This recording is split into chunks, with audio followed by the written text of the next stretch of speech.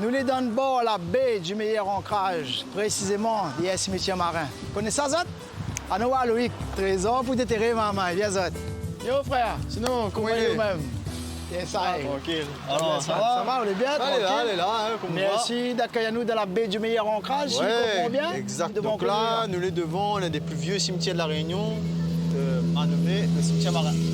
Cimetière marin, donc n'a rien de marin, non, tu viens de là? Non, oh, on est à de monde. Non, on est à de monde que ça. Enfin, quand c'est un cimetière, elle a fait côté la mer, donc on appelle ça cimetière marin. Cimetière marin, alors. Alors là-dedans, en fait, déjà, c'est un cimetière qui date de 1788. Et c'est un cimetière, finalement, on avait conçu pour mettre rien que de monde confession catholique, hein, évidemment, et de monde libre. Donc les esclaves n'avaient pas le droit d'être enterrés ici dedans. Le concepteur du cimetière, il avait dit, par contre, nous enterrer de monde, quelle que soit l'origine. Une fois que la peau appuie sur le os est blanc. Hein.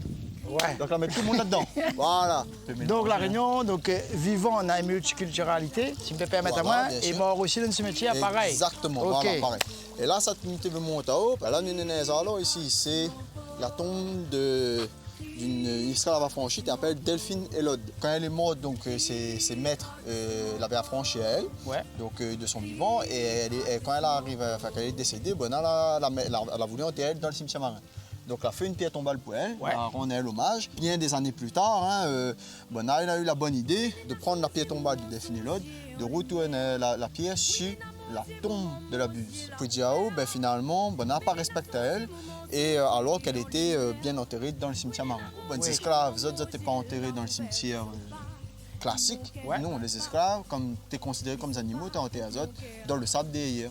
Donc on voit la différence de traitement qu'elle avait. Bien sûr, je comprends. Et finalement, voilà. Il étonne pas moi, déjà vivants, ils ne traitent pas ça. Donc les exactement. Le trésor, la Réunion, il y a un tacon qui est caché ici, notamment ça de la Buse. On a été connu que il vaut mieux mettre toujours un petit morceau sur la place. C'est là il vient le trésor de la Buse. Et du coup, son tombe où c'est là? Son tombe, les donne fois. Nous, on va aller voir. Ah, il faut nous ressortir. Donc ça, c'est la tombe de la Buse. Donc il est enterré de là? Voilà, en fait, c'est sa fausse tombe. Il est mort donc en 1730. Après, comme on a la mettre à main sur lui, il était à Madagascar là-bas.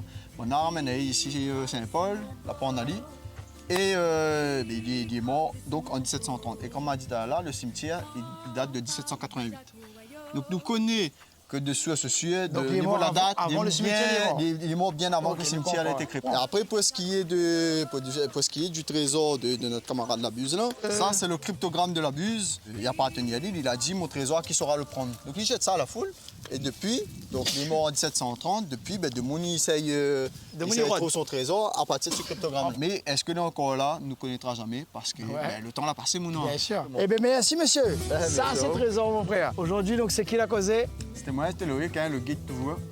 Merci à Zod la Réunion.